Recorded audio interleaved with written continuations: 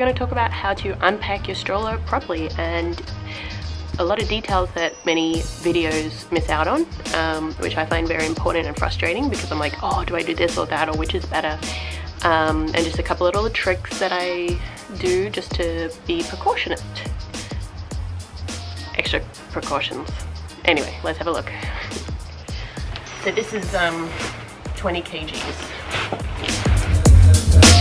Stroller like this. There's a handle under here. Basically, you go.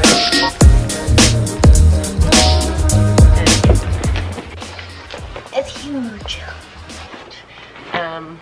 Just a couple of things. Make sure you always get a fragile sticker. This is very important because I've had damaged stroller on the first travels ever, and that was not cool. You can also get stickers all the way around, so you know sometimes they may not take notice. And yeah, let's just see how to unpack and then repack. So first you have the clasps under here, so yes, we undo those, and then they're supposed to have gone over the edges, so we make sure they came out. Oh, and I always have like my flying card, which you can see is already bent, so obviously that was a little bit damaged. Throw it off. And then at this end, there's another clasp, which you also unlock and flick that back. On the top of this fold out lid, there is instructions on how to roll up the pram pack itself and how to pack the suitcase itself. But there's these small little details. So here is the handles on this end. This is the top. You can actually really pull this in.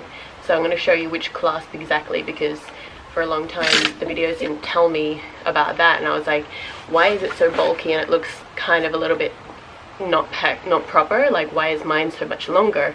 I didn't realize that you can actually push that in more. So then you've got more clasps on the top here, another one back up the end, and then another one here, and then everything can open. So some of my little tricks for when I'm actually packing is diapers. They're really good cushioning and you can use them when you arrive anyway. The most important places would be under any of the handles, like the little ups and downs, the little ring pulls, and the foot kick. And yeah, mostly here, because this is what is actually damaged now. It was damaged and then it got more damaged. I think everybody knows the footrest goes into the seat, but that goes afterwards because we want to put the seat maybe face front forward. But the handrest can be clicked in. Can set off to the side and you pull up your roof flap. See, that's a little bit dirty, that's from before. It's stretched, and then that one will go into the base afterwards. So what I've done here, I've removed my wheels, and I saw this on another blog and I thought, oh okay, this is interesting because I haven't seen that before, because my first time I didn't remove the wheels, so this time I did it just, you know, to have a little try, and I think it makes it more compact, so you can easily take these wheels off. So here, the tiniest little click, so you put your kind of thumb onto that and push it down, releases, click, give it a spin, click, she's in. And what I'd done here was just sticky tape and tissues because it has grease and I didn't want that getting all over everything. So that's what we've done on the other side as well. So then from here, we want to spin this handle, so pull down, push up until the height that you want, pull the ring, put your finger into the ring and pull that, and then you kind of like flick it out, and then it's done. So you can pull this up further to your height,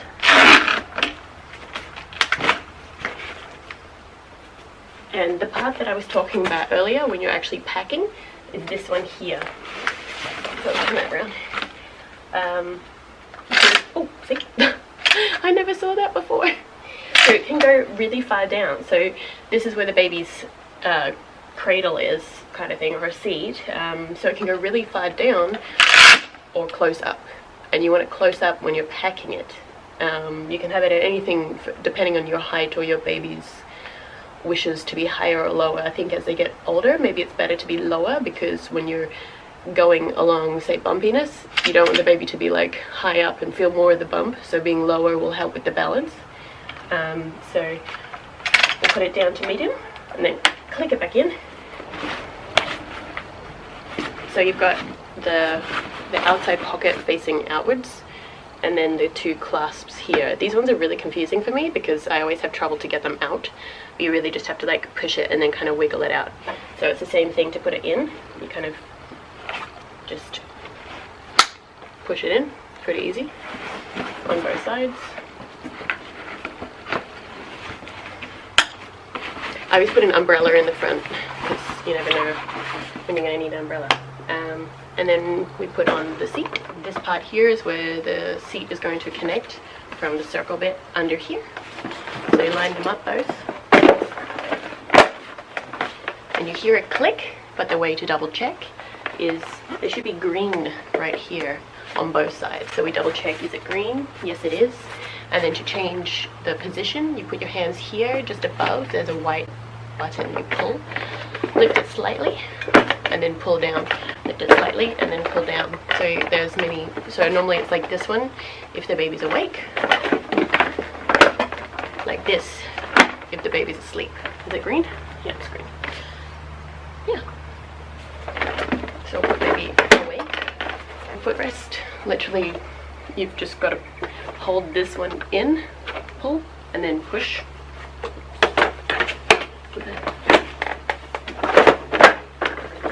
And then when baby's sitting, you can adjust where's her feet. They say baby's legs just hanging is not good for the baby's joints, so you always want her to be supported, he, she. Sorry, I have a shoe. So these are my two favorite things. We have a little bag, super cute, it's just velcroed, and then the cup holder, which goes in the front. Pull it that way. It just slides in, it's pretty good. Ta-da, drink. And then this one, pull that back around. Can either go on the front here or can go on the back. I like it on the back.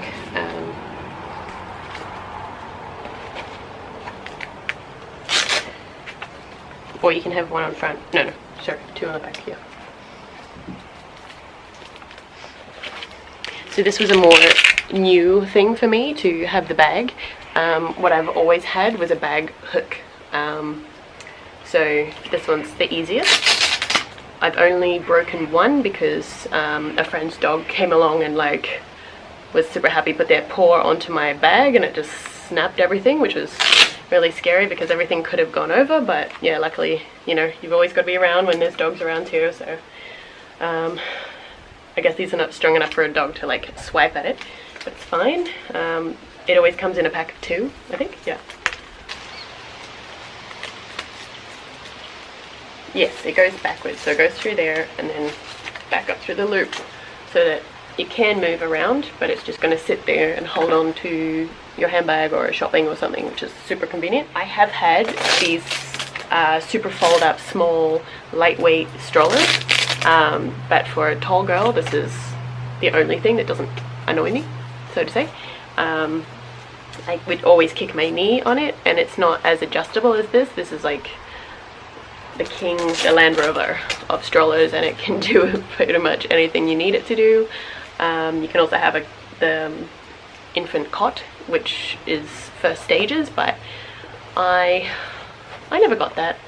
I stayed at home mostly for the first 3 weeks, and then I think she was fine when I laid this down too, so I was like, I didn't want extra stuff. We poke the shoulder straps and belt through the top when I'm not using them, because she only really needs to have the waist belt most of the time, and I've only just removed her winter cushion, so yeah, I normally wouldn't use the top arms, but when she was little, everything was like holding her in, because you know how the little kids, they'd kind of like jitter all the time, and yeah, easily just one in, and then squeeze to release or tighten like here. It's just like airplane kind of thing. That's it.